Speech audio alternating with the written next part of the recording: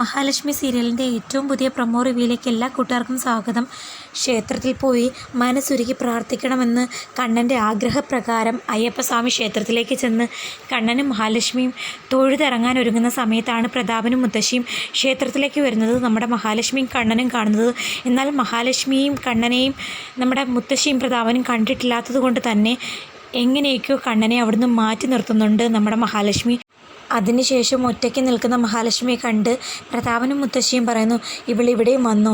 ഇവിടുത്തെ ഭഗവാനെയും അവൾ പ്രാർത്ഥിച്ച് കൈവശത്താക്കിയിട്ടുണ്ടെന്ന് തോന്നുന്നു.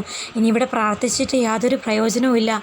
എന്നിട്ട് മുത്തശ്ശിയും പ്രതാപനും മഹാലക്ഷ്മിയുടെ അടുത്തേക്ക് വന്നിട്ട് നമ്മുടെ പ്രതാപനാണെങ്കിൽ മഹാലക്ഷ്മിയോട് ചോദിക്കുന്നു, നീ ഇവിടെയും വന്നോ? നിന്നെ ഭയന്ന് ഒരു അമ്പലത്തിലേക്കും വരണ്ടല്ലോ.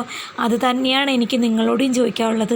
നിങ്ങളങ്ങനെ ക്ഷേത്രത്തിലൊന്നും പോകുന്നവരല്ലായിരുന്നല്ലോ, പിന്നെ എന്തു പറ്റി? എൻ്റെ കുഞ്ഞിനെ നീ പ്രാർത്ഥിച്ചില്ലാതാക്കി. ദൈവത്തിൻ്റെ പ്രീതിയും കൂടി ഇല്ലാണ്ടായി കഴിഞ്ഞാൽ എൻ്റെ കരുണമോളെയും കൂടി നീ പ്രാർത്ഥിച്ചില്ലാതാക്കും. ആ ഒരു പേടി ഞങ്ങൾക്കുണ്ട് എന്ന് മുത്തശ്ശി പറയുന്നു. ഈ ഭഗവാനെ കാണാൻ തന്നെയാണോ അതോ മറ്റാരെങ്കിലും കാണാനാണോ ഒറ്റയ്ക്ക് ക്ഷേത്രത്തിൽ വന്നതെന്ന് മുത്തശ്ശിയാണെങ്കിൽ അർത്ഥം വെച്ച് ചോദിക്കുന്ന സമയത്ത് മഹാലക്ഷ്മിയാണെങ്കിൽ പ്രത്യേകിച്ച് മറുപടിയൊന്നും പറയുന്നില്ല. അങ്ങനെ മുത്തശ്ശിയും പ്രതാപനും അകത്ത് ക്ഷേത്രത്തിൽ ദർശനത്തിന് പോകുന്ന സമയത്ത് എങ്ങനെയൊക്കെയോ നമ്മുടെ കണ്ണനെയും കൂട്ടി പുറത്തേക്ക് പോകാൻ നോക്കുന്ന സമയത്താണ് സീമന്തിനിയമ്മായിയും സ്വാതിയും കൂടെ ക്ഷേത്രത്തിലേക്ക് വരുന്നത്. മഹാലക്ഷ്മി കാണുന്നത്, അയ്യോ എല്ലാവരും കൂടി ക്ഷേത്രത്തിൽ വന്നിട്ടുണ്ടല്ലോ. തോമസ് വൈദ്യർ പറഞ്ഞത് ഓർമ്മയില്ലേ കണ്ണേട്ടൻ ചൊവ്വിന് നടക്കുന്നത് വരെ ഒരു കാരണവശാലും ശത്രുക്കൾ ആരും കണ്ണേട്ടൻ നടന്നു തുടങ്ങിയത് അറിയാൻ പാടില്ലെന്ന്. ഇനി നമ്മൾ എന്ത് ചെയ്യും? താൻ വിഷമിക്കണ്ട. അയ്യപ്പസ്വാമി നമ്മളെ അവരുടെ കണ്ണിൽ പെടാതെ പോകാൻ ഒരു വഴി കാണിച്ചു തരും. അതേ സമയത്ത് കണ്ണനെ അവിടുന്ന് മാറ്റി നിർത്തുന്നുണ്ട് നമ്മുടെ മഹാലക്ഷ്മി. ശേഷം സീമന്തിനിയും സ്വാതിയും മഹാലക്ഷ്മി കാണുന്നു, ഇവിടെയും വന്നു. ഇനി ഇവിടുത്തെ ഭഗവാനെ പ്രാർത്ഥിച്ചിട്ട് കാര്യമൊന്നുമില്ല. അതേസമയം സീമന്തിനിയും മുത്തശ്ശിയും പ്രതാപനും സ്വാതിയും പരസ്പരം സംസാരിക്കുന്നുണ്ട്. അങ്ങോട്ടേക്ക് മഹാലക്ഷ്മി വരുമ്പോൾ ഇവളെ പേടിച്ച് ക്ഷേത്രങ്ങളെല്ലാം ഞാനും എൻ്റെ മോളും കൂടി കയറി ഇറങ്ങുക. ഇവളെന്ന് ആ കമലേശ്വരം തറവാട്ടിലേക്ക് കയറി വന്നു. അതിനുശേഷം വെച്ചടി തിരിച്ചടിയാണ്. എൻ്റെ ഭർത്താവ് വീൽചെയറിലായി. എൻ്റെ മകന് നല്ലൊരു ദാമ്പത്യ ജീവിതം കിട്ടിയിട്ട് പോലും അത് നഷ്ടമായി. ഇപ്പോൾ ജയിലിൽ കിടക്കേണ്ട അവസ്ഥ പോലും വന്നു. ഇവൾ കാരണം എല്ലാവരും നാശത്തിലേക്ക് പൊയ്ക്കൊണ്ടിരിക്കുക.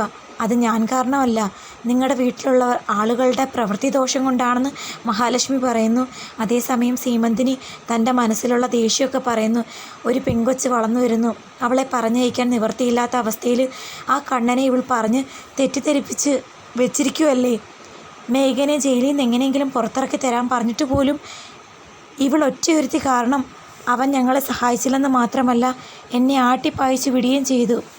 അതൊന്നും ഞാനങ്ങനെ മറക്കില്ലടി എന്നൊക്കെ പറഞ്ഞ് മഹാലക്ഷ്മിയുടെ മേൽ ഓരോന്നും പറയുന്ന സമയത്ത് പ്രതാപനും മുത്തശ്ശിയും അതിന് സപ്പോർട്ട് നിൽക്കുന്നുണ്ട്.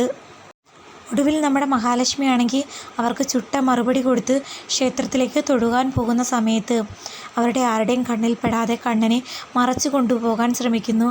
തക്ക സമയത്ത് തന്നെ നമ്മുടെ സ്വാതിക്ക് കാലുളുക്കിയെങ്ങാണ്ട് ചെയ്യുന്നുണ്ട്. അത് കാരണം എല്ലാവരും സ്വാതിയെ നോക്കി നിൽക്കുന്ന അതേ സമയം ആരുടെയും കണ്ണിൽപ്പെടാതെ മഹാലക്ഷ്മിയാണെങ്കിൽ കണ്ണനെയും കൂട്ടി വണ്ടിയിൽ കയറുന്നു.